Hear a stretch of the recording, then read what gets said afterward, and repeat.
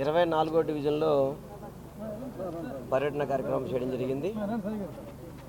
ఈ కార్యక్రమానికి స్థానిక కార్పొరేటర్ గారు శిరీష్ గారు, రమేష్ గారు, పార్టీ నాయకులు అంతా కలిసి డోర్ టు డోర్ తిరగడం జరుగుతుంది. ఈరోజు ఇక్కడ ప్రతి ఒక్కళ్ళు కూడా ఒకటే చెప్తున్నారు, చాలా మంచిగా జరుగుతుంది. 2019 ఇప్పటి వరకు కూడా జగనన్న ముఖ్యమంత్రి అయ్యాక మా డివిజన్ చాలా అభివృద్ధి జరిగింది, అన్ని విధాలు కూడా మాకు చాలా చక్కగా ఉన్నాయని చెప్పని ప్రతి ఒక్కళ్ళు మమ్మల్ని ఆశీర్వదించడం కానివ్వండి, మీరు రావాల్సిన పనులు అయితే చెప్పకుండా మీ అందరికీ మేము మంచి మెజార్టీతో గెలిపిస్తామని చెప్పిన వాళ్ళందరి దీవెనలు కూడా చాలా సంతోషంగా ఉన్నాయి.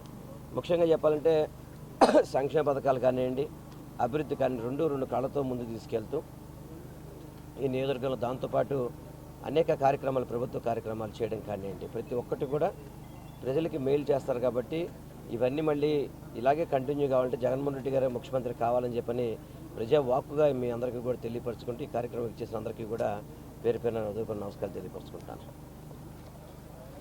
ఎమ్మెల్యే అభ్యర్థి అయిన వెల్లంపల్లి శ్రీనివాస్ గారు పర్యటించడం జరిగింది. ప్రతి గడపకు వెళ్ళడం జరిగింది.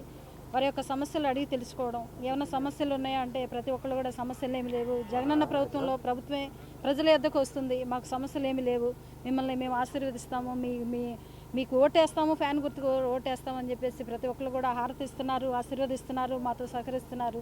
ప్రతి ఒక్కళ్ళు కూడా సంక్షేమం, అభివృద్ధి రెండు కూడా జగన్ గారి పాలనలోనే మాకు అభివృద్ధి చెందింది. అనేక విధాలుగా మాకు జగన్ గారి ప్రభుత్వంలో అన్ని పథకాలు అందుతున్నాయని చెప్పి మా అందరిని కూడా ఆశీర్వదించారు. ఈ కార్యక్రమంలో ఇక్కడ డివిజన్ నాయకులు, స్థానికంగా ఉన్న నాయకులు, పెద్దలు అందరూ కూడా గృహసార్థులు అందరూ పాల్గొని ఈ కార్యక్రమం విజయవంతం చేసి సెలవు తీసుకున్నారు.